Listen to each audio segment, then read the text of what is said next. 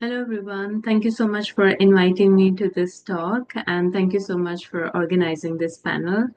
Thank you, Yuri and Glenn, for organizing this. Thank you.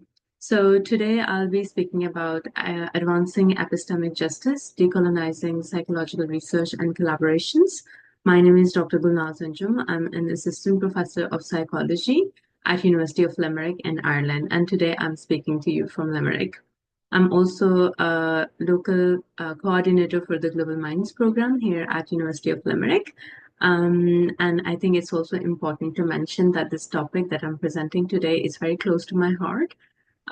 So it's also important to position myself and the biases that I might have towards a specific topic like this. So, as a scholar and as a woman from the Global South, as a woman of color, I think some of the topics and discussions that we will be having in this panel generally and also in this talk, I might be a bit biased about certain aspects of this. So, it's important to acknowledge that. So with that, I'll start the talk with the topics that I've covered today. So first, I would like to share some of the objectives. So why decolonize research and collaboration in psychology? Why this is important? We'll discuss in the rationale. Then I'll briefly talk about how can we create equity in psychological research and collaboration. And lastly, with an example or a framework on reflexivity for equitable research and collaborations. So why? So basically, we see that within the discourse and discussion and research in psychology, it's becoming much more important now that we do a lot more international collaboration based research addressing systemic inequalities in knowledge production. It has been seen as a problem generally in the field of psychology, and especially when we collaborate globally. So secondly, it's important to also challenge epistemic violence and extractivism, not necessarily intentionally, but also sometimes unintentionally. We tend to collaborate and we tend to take theories and frameworks from the global north and we tend to apply them on the global south. So, where are those boundaries and how to make sure that we are challenging those epistemic extractivism based frameworks rather than contributing to them? So, that makes it really relevant for this particular topic and talk. And lastly, it's important to think about ethical and social justice based considerations for equitable research and collaboration.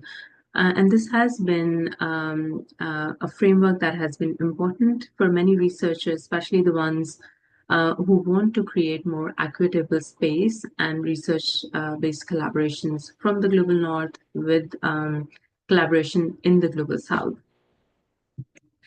So I want to also just like quickly bring the topic to where we are currently and how we have been looking at some of these topics. So therefore, for us, it's important to understand research trends and evolution within the field of psychology, how different topics and emerging trends have been, and where we have been doing well, and what are the areas where we need more consideration, especially when it comes to bringing more equitable research within psychology.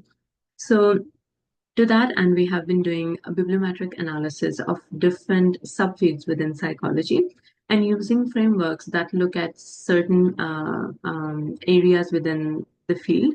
For example, looking at the intellectual structure, which means looking at the key thematic areas, what are different theories and methodologies that have been used, looking at several emerging trends, for example, highlighting what are the areas that are emerging, what are contemporary, and what are the historical ways in which the field as psychology has evolved over time.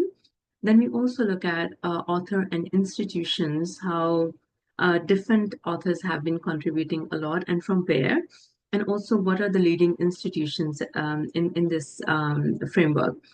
Also, we look at the collaboration patterns. And I think when it comes to collaboration, it's really important to identify who are the key authors, internationally speaking, and what are the key collaborations that they have been working on. And I think my vantage point is mainly from the global south. And when I say global south, I'm not undermining other propositions of using, for example, weird or non-weird or majority and minority perspectives. I think global south not only represents that geographical representation of several nations and communities, but it is also about how economic and academic extractivism has been happening in many places in the world, especially when we think about global south as an anchor point, not just for psychology but generally for academic justice and equity. So based on some of our own work, we have been able to identify, and of course, like we were not the first one, a lot of research even before that has pointed to these discrepancies, where we see that not necessarily like, working in the international collaborations where we go out, put out our surveys around the world, and we try to look at what are the different publication patterns. We see that, as you can see here, in the green one, where you see the single country publications or the multiple country publications, which are the red ones, the trends are more or less similar. So authorships, they are mostly coming from the global north. As you can see, the countries including US, Canada, Australia, many and almost all of them, they come from the global north category. And when we say global north as category, it's also like, the financial aspect attached to that, not just the um, geographical location of these countries. So, for example, countries like South Africa or even Turkey would be seen as global north countries in this sort of categorization. So even when we work in the global south within the collaborations, not necessarily many times we see them as equitable, for instance. And this particular one is coming from the bibliometry of the cross-cultural psychology research. Similarly, when we look at the author's main institutions where they have been based in several of these collaborations, much of the institutional belonging is also, of course, then coming from the global north or well-established universities that are collaborating. So we are not going to go into the details of which authors we are mentioning here, but just to give you an overview, in the single country or the multiple country authorships, we again and again see that there is a lot of collaboration, but still there is not equitable representation of the scholarship from the global south. So to this end, I think it's really important to come to the point how to create an equity within research in psychology. So we see that there is a clear underrepresentation of the global south. So there is significant underrepresentation, not only in the sense that, there is no scholarship coming from the global south, but it's more about where it gets representation.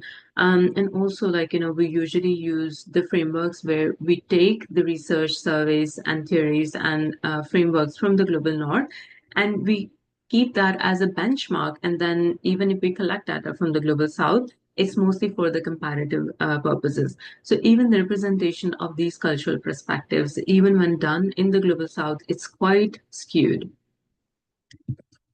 So how can we then move forward and find a path towards decolonizing knowledge production? So we have to shift our way from extractivism to the collaborative and pluralistic science.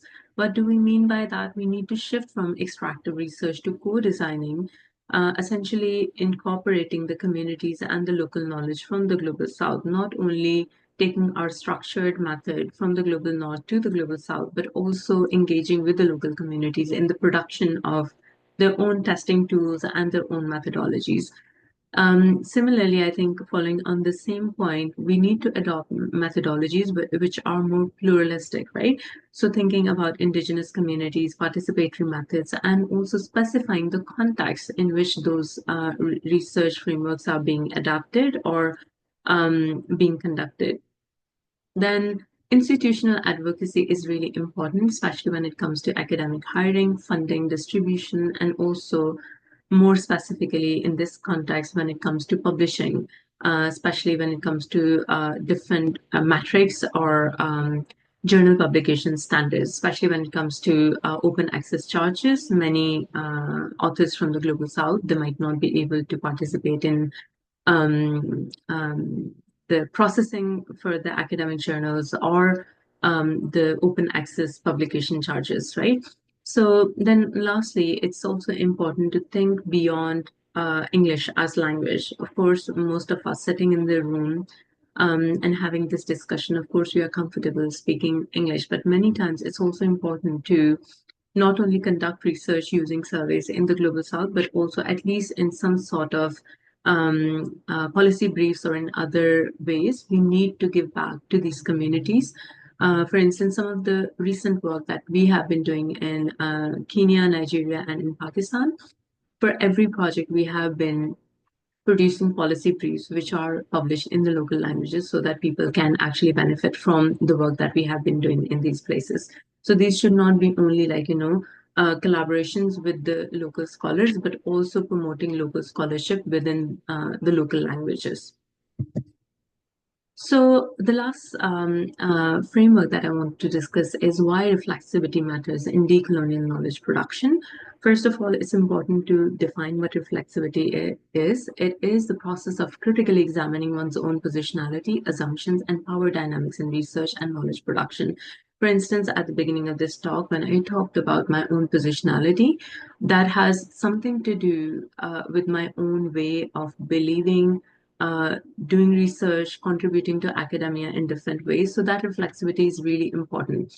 So when it comes to academic collaborations, it's important that we understand the epistemic violence that may occur when dominant research frameworks either they only impose or sometimes invalidate, under, or misrepresent non-Western knowledge. So whenever we conduct research in collaborations with Global South, it's important to be mindful and be constantly reflexive of these ideas and ideals, right? So then it's important to contribute to epistemic justice, which is necessary in order to challenge the dominance of Western theories and methodologies, not just language-wise, but also in the ways we implement our research in the Global South. And it's important then to build equitable collaborations. They would require shifting of power, if not like, totally delegating, but at least creating the research and scholarship within the Global South, which should have a role in shaping the research agendas within the Global South scholarship. And lastly, reflexivity is essential for moving beyond the inclusion or mere inclusion. It's important for dismantling the systemic hierarchies that are produced because of several ways of funding, authorship, and theory building. So if we continue to reflect on these processes and we continue to think and incorporate all of these elements of reflexivity in avoiding epistemic violence, that is really something that is needed to decolonize knowledge production in psychology. So how do we do that? So I think it's not an easy job, because when we are producing projects, when we are producing knowledge, we are really engaged in the knowledge production mechanisms. But it's important to engage in reflexivity for the knowledge production, especially in the knowledge co-production pathways. And reflexivity requires active questioning of epistemic hierarchies. So knowing where we stand, knowing if we are scholars from the global north and based in the institutions in the global north, we constantly need to reflect on certain questions. For example, how can our research actively challenge epistemic violence? How can it participate in academic equity and justice? Secondly, for instance, we could think about what steps can we take to embed decolonial practices in psychology. And one of the ways could be thinking about how to bring more scholars from the global south on the table and having more equitable discussions and thinking about knowledge production in a more constructive way. We could also think about, can we shift from extractive knowledge system to true collaboration? So what can be ways to make it a more equitable collaboration? Could it be in the ways how we think about different knowledge systems? Could it be in the ways how we collaborate with each other, not only creating scales in different languages, but also thinking about the local ways of those constructs have been seen or have been researched. Lastly, how can we ensure long-term structural shifts rather than just short-term diversity efforts? So of course, it's important to start with different diversity efforts, but it's also important to make sure that they're sustained. And how can we create those sustainable pathways? So I think these are some of the questions with which I would like to leave you rather than providing answers. And I would hope that we can have a more deeper discussion on that. So these are some of the references that I used for the preparation of these slides. And I would be happy to share my slides. So please feel free to reach out to me if you would like to have a copy of these slides. Thank you so much for listening. Thank you so much for participating in this panel. And thank you so much, Yuri and Glenn, for organizing this panel and this discussion. Please feel free to reach out to me at gulnaz.anjum@ul.ie. In case you're not able to catch me in the discussion session, please feel free to reach out to me. Thank you so much. Thank you.